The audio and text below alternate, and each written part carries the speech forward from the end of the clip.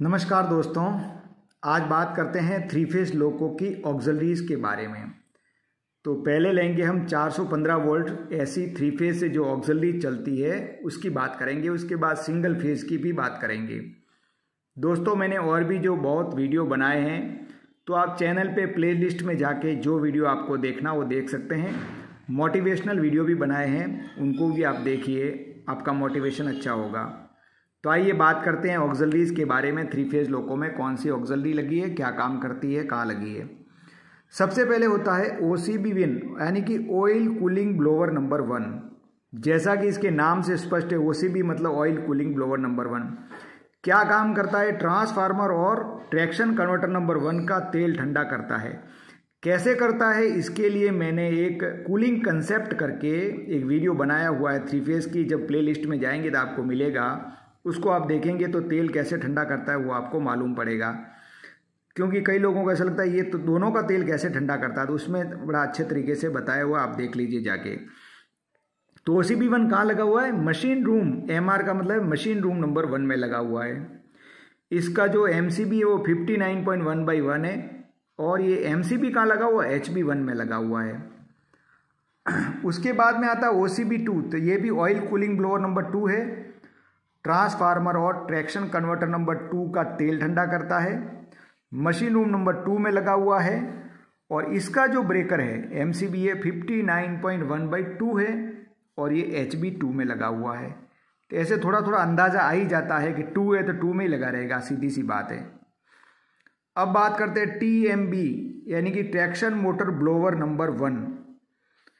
तो ये क्या काम करता है? जैसे नाम है ट्रैक्शन मोटर ब्लोअर नंबर 1, तो सीधी सी बात है, ट्रैक्शन मोटर को ठंडा करता है, उसका ब्लोअर है। कौन सी मोटर को ठंडा करता है? TM123 को। अगर WP5 लोको है तो TM12 को ही ठंडा करेगा। यहाँ पे ये ध्यान देने की बात है कि TMB1 मशीन रूम नंबर 2 में लगा हुआ है और TMB2 आएगा इसके बाद, तो मशीन रूम नंबर 1 में लगा हुआ है। इसका ब्रेकर कौन सा है? 53.1/1 और ये जो ब्रेकर वो HB 1 में लगा हुआ है। अब बात करते हैं TMB2 की, ट्रैक्शन मोटर ब्लोअर नंबर 2। तो ये कौन सी TM को ठंडा करेगा? 4, 5, 6 को ठंडा करेगा। या WP5 लोको है तो फिर 3 और 4 को। ये कहाँ लगा रहता है? जैसा कि यहाँ उल्टा है तो ये MR 1 में रहेगा, मशीन रूम नंबर 1 में TMB 2 रहेगा। इसका जो ब्रेकर रहेगा 53.1/2 रहेगा और ये HB 2 में रहेगा। क्योंकि 2 है तो HB 2 में रहेगा, सीधी सी बात है।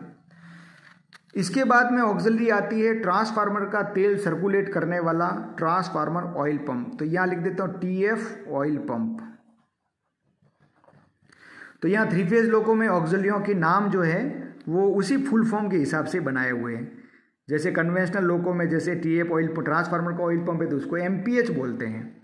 तो यहाँ पे सीधा सीधा transformer oil pump number 1, 2 pump है जो अंडर फ्रेम में लगे हुए हैं। तो ये अंडर फ्रेम में कहाँ लगा हुआ है? मशीन रूम नंबर 1 के नीचे, MR 1 के नीचे लगा हुआ है, इसकी लोकेशन रहेगी। काम क्या करता है? ट्रांसफार्मर का ऑयल सर्कुलेट करता है मशीन रूम 1 के नीचे, यानी कि अंडर फ्रेम में लगा हुआ है। इसका ब्रेकर कौन सा रहेगा? 62.1/1, 62.1/1 और ये कहाँ रहेगा? HB 1 में। 1 है तो HB 1 में। इसी प्रकार रहेगा ट्रांसफार्मर ऑयल पंप नंबर 2। ये क्या करेगा? ये भी ट्रांसफार्मर का ऑयल सर्कुलेट करेगा और कहाँ रहेगा? MR 2 के नीचे।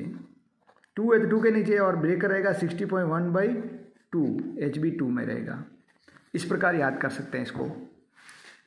अब आप बोलेंगे यार ये भी सर्कुलेट कर रहा है, ये भी सर्कुलेट कर, ऐसा क्यों? तो ये दोनों एंड पे लगे हुए हैं, तो दोनों साइड से उसका सर्कुलेट होता है और दोनों साइड से पंप लेके यहाँ पे OCB में मतलब जो रेडिएटर होता है उसमें भेजते हैं और OCB उनको ठंडा करता है ताकि तेल अच्छी तरह पूरा ठीक से ठंडा हो। इसलिए 2 एंड कूलिंग का व्यवस्था किया हुआ है।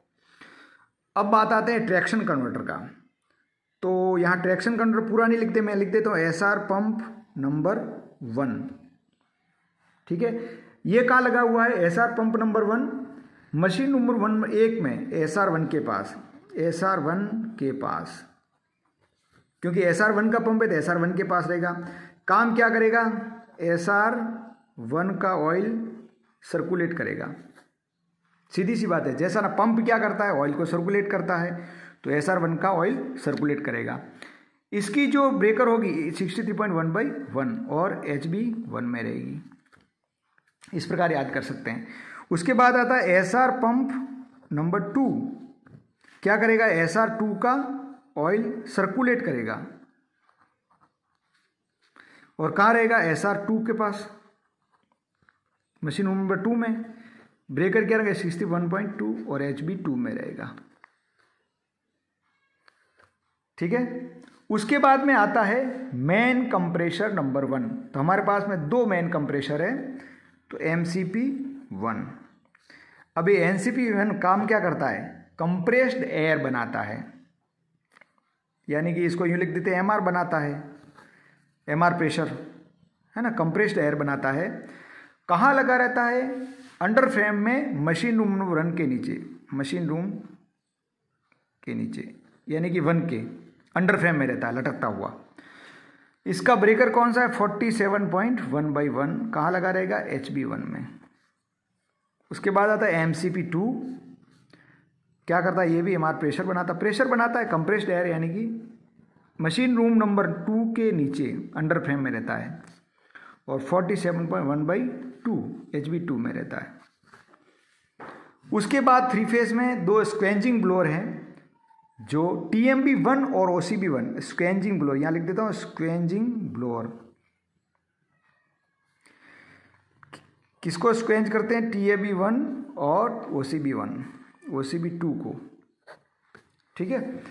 तो स्क्वेंजिंग ब्लोअर क्या करता है, जैसे ट्रैक्शन मोटर ब्लोअर बाहर से हवा खींच के ट्रैक्शन मोटरों को देता है ना, तो उसके अंदर मिट्टी के थोड़े बहुत कण आ जाते हैं, उन कणों को लेकर जमीन में फेंक देता है। OCB का भी इसका भी दोनों का एक स्क्वेंजिंग ब्लोअर है, तो इसको हम कहेंगे स्क्वेंजिंग ब्लोअर नंबर 1। ये 3 फेज के ऑक्सिलरी है, ध्यान रखना। जो मशीन रूम के स्क्वेंजिंग ब्लोअर आगे जाके बताने वाला हूँ वो सिंगल फेज के हैं, ये 3 फेज के हैं। काम क्या इनका, स्क्वेंजिंग करना, मतलब मिट्टी के कणों को जमीन में फेंक देना। और कहाँ लगे रहते हैं, मशीन रूम नंबर 2 के TMB1 के पास रहते हैं। ये यूं कर सकते हैं TMB1 के पास। ठीक है, TMB1 तो TMB1 के पास, इस प्रकार कह सकते हैं। इसका क्या ब्रेकर नंबर 59.1/1 और कहाँ रहेगा HB1 में। इसी प्रकार स्क्वेंजिंग ब्लोअर नंबर 2 किसका करेगा, ये TMB2 और OCB1 का स्क्वेंज करेगा। कहाँ लगे रहेगा, ये TMB2 के पास, ये TMB2 के पास 50.1/2 HB2 में रहेगा।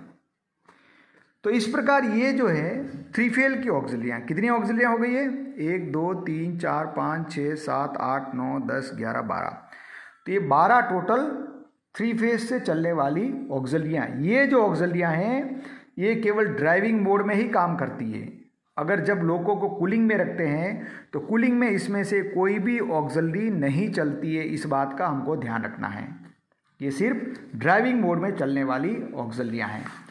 अब बात करते हैं हम सिंगल फेज की कौन कौन सी ऑक्सिलियाँ हैं। चलो सिंगल फेज की ऑक्सिलियाँ देख लेते हैं। सबसे पहले है MRB1 यानी कि मशीन रूम ब्लोअर नंबर 1। कहाँ रहता है, मशीन रूम नंबर 1 में। सीधी सी बात है, क्या करता है, मशीन रूम में स्थित जो कंट्रोल इलेक्ट्रॉनिक्स है, उसके पार्ट्स हैं, बर है, जो ऑक्सिलरी कन्वर्टर है, उनको हवा के द्वारा ठंडा करना। और दूसरा काम इसका क्या है, मशीन रूम में एयर का प्रेशर बना के रखता है। और इसकी जो MCB है वो कौन सी रहेगी, 54.1/1 54.1/1 कहाँ लगी रहेगी, HB1 में। दूसरा है MRB2, मशीन रूम नंबर 2 में रहेगा और इसकी रहेगी 54.1/2 HB2 में। 2 की 1 की 1 में और 2 की 2 में, तो 2 मशीन रूम ब्लोअर हो गए। अब दोनों के स्क्वेंजिंग ब्लोअर, MRB1 का स्क्वेंजिंग ब्लोअर कहाँ रहेगा, ये मशीन MRB1 का है तो MR1 में, सीधी सी बात, उसके पास ही रहता है। बस क्या करेगा, इसकी धूल को बाहर फेंकेगा और इसका ब्रेकर नंबर कौन सा रहेगा 56.1/2। कहाँ रहेगा HB2 में, नहीं ये HB1 में, सॉरी 1 है ना तो HB1 में। इसी प्रकार MRB2 का स्क्वेंजिंग ब्लोअर कहाँ रहेगा मशीन रूम नंबर 2 में और 56.1/2, ये 1/1 है सॉरी और ये 1/2, तो ये कहाँ रहेगा HB2 में। ठीक है, तो मशीन रूम ब्लोअर नंबर 1 का 56.1/1 है और मशीन रूम ब्लोअर का 56.1/2। तो मोटे मोटे तौर पर दो मशीन रूम ब्लोअर है और उनके स्वेंजिंग ब्लोअर है। अब आता है हीटर। हीटर तो हम जानते हैं दोनों कैप में लगा हुआ है और दोनों कैप को गर्म करता है। इसका ब्रेकर कौन सा रहेगा 69.62, ये कहाँ रहेगा HB1 में। इसके अलावा सिंगल फेज की 110 वोल्ट की ऑक्सिलरी और भी है, क्रू फैन है, क्रू फैन 110 वोल्ट, वो दोनों कैप में रहते हैं। इसका ब्रेकर 69.71 रहता है HB1 में। और कैप वेंटिलेशन जो हीटर होता है ना, तो हीटर के नीचे भी अपने ब्लोअर रहते हैं, उसको कैप वेंटिलेशन ब्लोअर बोलते हैं, उसका भी 69.61 रहता है, ये भी HB1 में रहता है वेंटिलेशन। ठीक है, तो ये जो है 110 वोल्ट की ये दोनों वेंटिलेशन ब्लोअर और क्रू फैन, ये दोनों 110 वोल्ट की ऑक्सिलरी है। और बाकी ये जो है 415 वोल्ट सिंगल फेज। तो इस प्रकार हमने देखा कि 3 फेज की ऑक्सिलरी कौन सी है और सिंगल फेज की ऑक्सिलरी कौन सी है और सिंगल फेज 110 वोल्ट की कौन सी है। ये 415 वोल्ट 3 फेज है, 415 वोल्ट सिंगल फेज है और 110 वोल्ट सिंगल फेज है। यहाँ पे ये ध्यान रखना, ये जितनी भी ऑक्सिलरी हमने पढ़ी है ये सारी की सारी ड्राइविंग मोड में ही काम आती है और ये कूलिंग मोड में काम, कूलिंग में सिर्फ ये ड्राइविंग मोड में भी चलती है और कूलिंग मोड में भी चलती है। तो कूलिंग मोड में सिर्फ यही चलती है, ये नहीं चलती। ठीक है, तो आशा करता हूँ कि आपको थोड़ा बहुत समझ में आया होगा। मैं चलते फिरते वीडियो बनाता हूँ इसलिए ज़्यादा एक्यूरेसी नहीं करता, इतना टाइम मिल नहीं पाता इसके लिए। तो धन्यवाद।